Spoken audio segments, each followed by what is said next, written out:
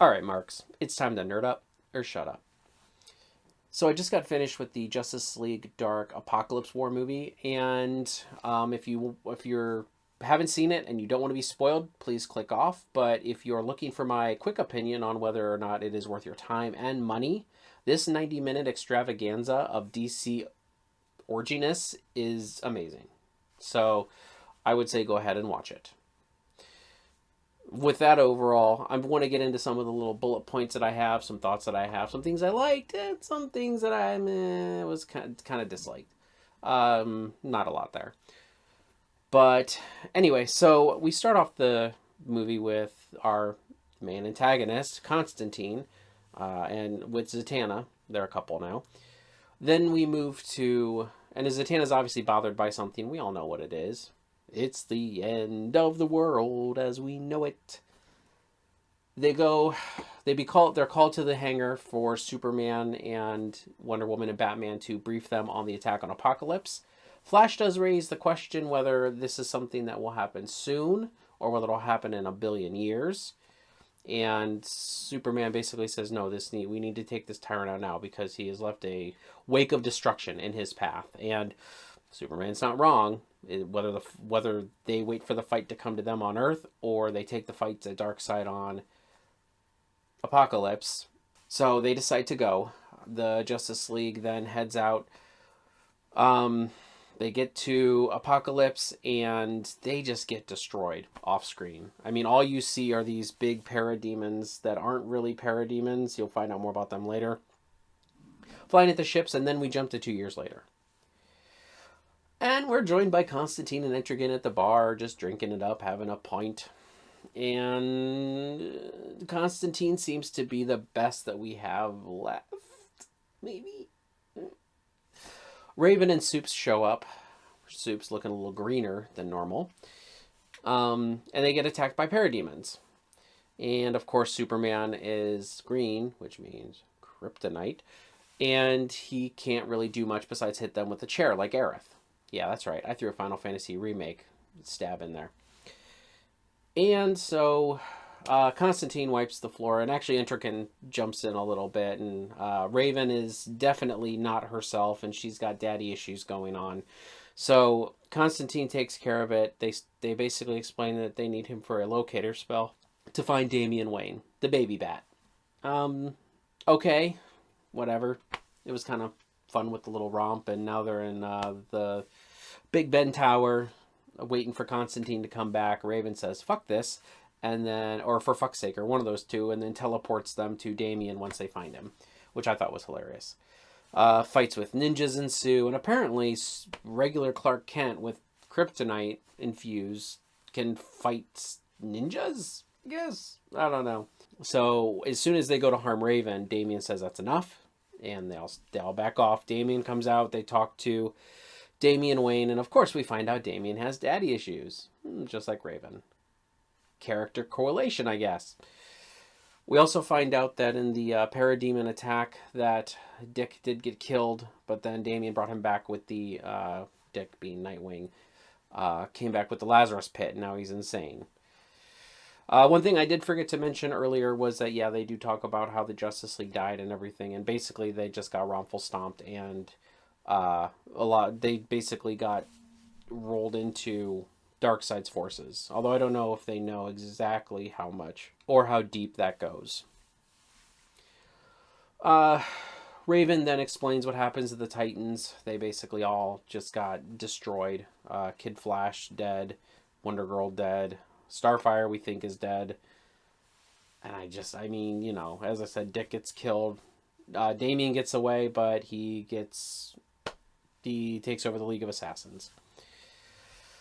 So now that they have Damian and they want to try to get the baby bat to make it through to the big bat, they head over to where Lois is, and she's fighting Harley Quinn for leadership, or maybe not leadership, but like the assistance of the Suicide Squad, which apparently is a bunch of convicts just hanging out.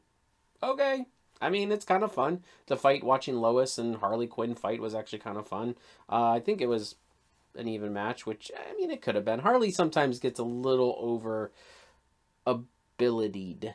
in things. I feel like, so I think it was good that, you know, if Lois is a military kid, and you know she has training, and then Harley Quinn obviously is her gymnast self. So we find out that they went to raid Lex's tower and get to the boom tube to get to Apokolips. And so they agree. And they get this whole plan figured out where the remaining Leaguers, which is not a lot, and a lot of Bat Family, surprisingly, uh, have to attack these little drills that are going into the Earth's core and sucking out the magma from the planet to be weaponized for Darkseid. In these attacks, so they do, and they do start to make a dent. But once Constantine gets Swamp Thing pissed off enough, then Swamp Thing goes in and destroys one of them, one of the little drill thingy laser drills, and then they send in the Doom Demons. I'm just gonna call them Doom Demons. I don't care.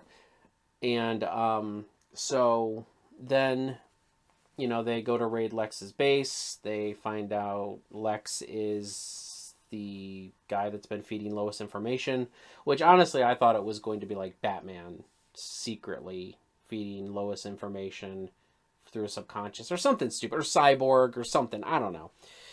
Okay, so then towards the end of that, that's when you start to see the remaining Leaguers get taken out. Superboy, Batwoman, Batgirl gets brutally killed. Shazam gets killed. You know, he gets taken out.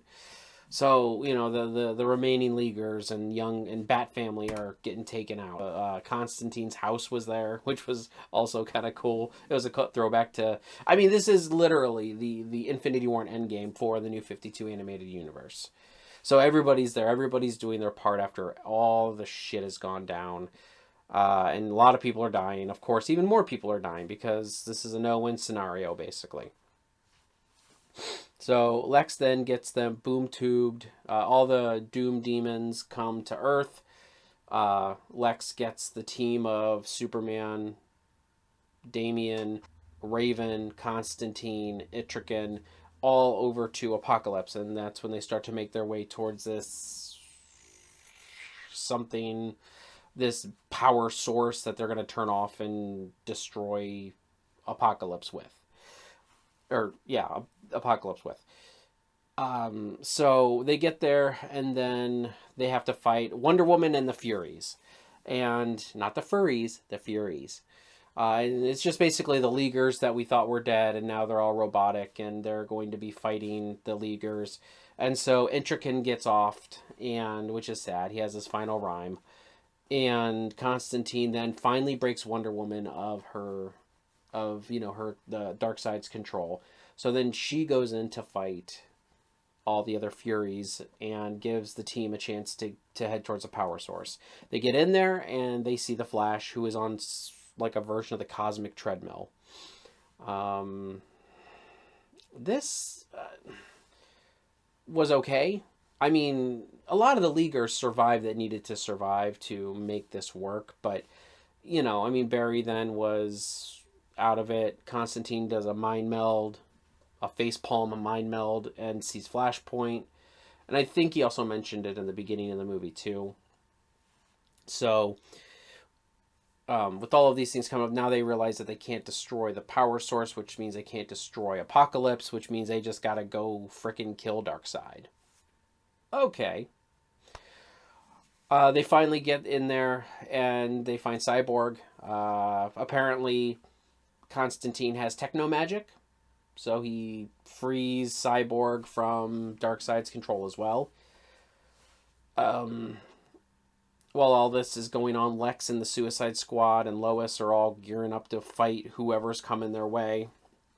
And, you got Captain Boomerang, Harley, King Shark, Bane, Manta, which are all really good Suicide Squad members, in my opinion. I think they're great villains that were left over from previous movies.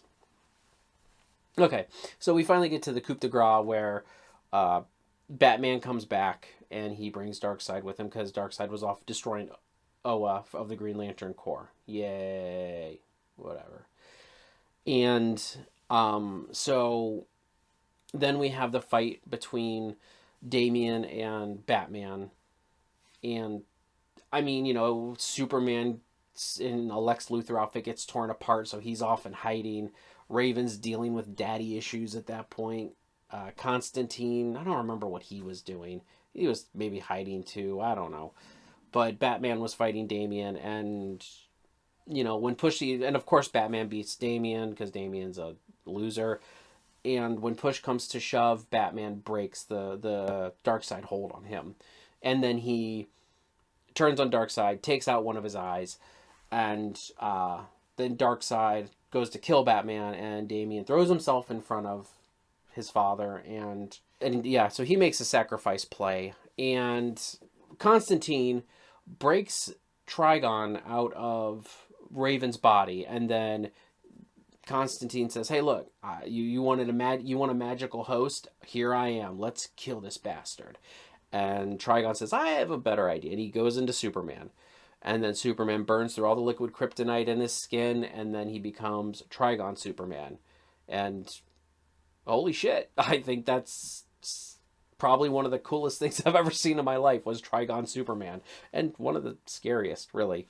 So they're fighting for a while, and they're not making headway left or right. I mean, it's fun because Trigon is talking about, "Oh, you're one of the new gods. I'm not impressed," and then Darkseid is just being a cocky asshole himself.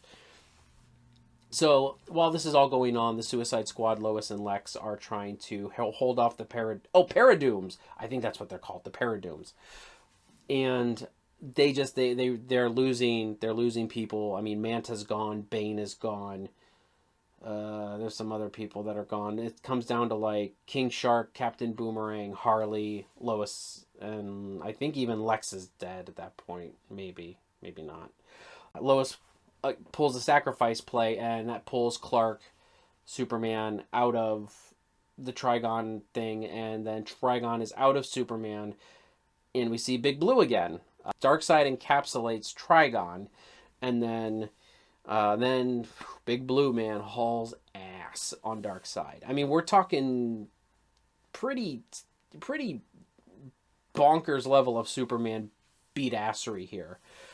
And while they're doing all of that, Batman and Cyborg and Constantine, who was killed by Trigon Superman and then came back to life after Zatanna, basically sent him back and said, "Now you got a destiny."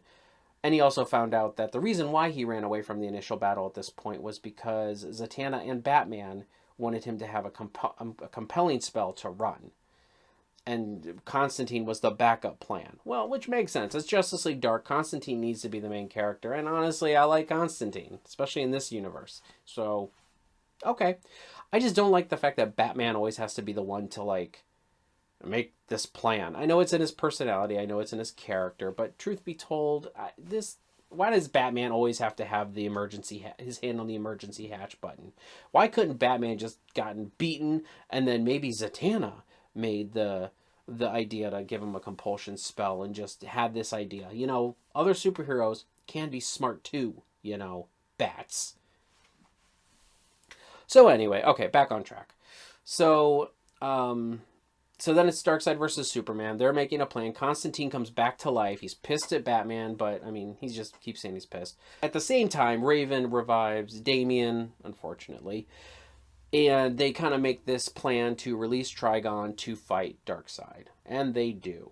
And, I mean, I guess Trigon is elated with this idea. So he goes and Trigon takes on Darkseid, and they're not leaving Superman behind. So Cyborg makes a boom tube. All of them leave. Raven kind of looks up at her dad, and Trigon looks down and says, "Thank you, daughter, for this, whatever." And so Raven leaves, and then then Cyborg opens up the biggest boom tube that's ever been opened, and basically sucks Apokolips into this boom tube, ergo destroying Apokolips. And I think it was a boom tube to nowhere, so we don't know where Trigon or Darkseid would have wound up. I mean, they're either in a void, or they're somewhere random in the galaxy. Maybe they're at the source wall. Who knows? That's a deep comic book dig. So, in this, Cyborg gets the last word. I think he says like "suck it, bitches" or something like that, and Apokolips is gone. Back on Earth, we have the broken Justice League. The Earth is lost 31% or something like that of its core. So it's going to be off its axis. So everyone will either freeze to death or burn up when it gets too close to the sun. So Earth is done. Constantine gets the idea to bring back Flashpoint. This didn't work the first time. Obviously, it didn't work the second time. They really had nowhere to go from here, so you might as well do it. But and it is one of my favorite DC movies, but DC animated movies. But you know, it's just kind of like the reset button and the end of the New 52 animated universe. So here we are. Bright light ensues after Flash runs off, and yeah, here we are with the New 52 universe at its end. I did like how this story did, even for single movies like the Suicide Squad Hell to Pay. This movie really wrapped everything up really nicely between all the Batman story arcs, Superman, Justice League, Teen Titans, Justice League Dark, and Suicide Squad movies that were in this DC New 52 animated universe. I really like how it wrapped everything up. Where do they go from here? There's a preview on the physical copy of Superman Man of Tomorrow. It doesn't look incredibly interesting to me, but we'll see. I mean, I feel like the weakest DC animated movies were some of Superman's single ones, which was Superman Unbound and Superman All-Star Superman, I believe. Those are like two of my least favorites just because blah. I mean, look, Reign of Superman and Death of Superman are also two of my favorites. So there are good Superman stories, but I feel like when they kind of go to these good old Boy Scout storylines with Superman, that's where people get lost. And I don't mind it so much, but I just feel like it's not where the DCAU, the DC Animated Universe needs to go. With that being said, what I'm going to be doing is I'm going to be doing a top 40 countdown, because as of this movie, I have seen 40 DC original animated universe movies. And so from Superman Doomsday all the way up through this Justice League Dark Apokolips War. I know that there's Batman Ninja, I think is what it's called. I haven't seen it. I don't care to see it, really. But I will be including Batman versus TMNT, which I know may not be technically considered the DCAU, but I don't care. I'm putting it in there because I wanna. It's my list. And it makes it an even 40 with this one. So, suck it, bitches. Anyway, that's it for my review of Justice League Dark Apokolips War. Let me know in the comments what you thought. Please, if you like this, like, subscribe. You don't have to hit the bell, because I don't hit the bell on many either. I just check YouTube, whenever I fancy, and just go through the list. So, you don't have to hit the bell, but if you do hit the bell, thank you so much. And that's really it.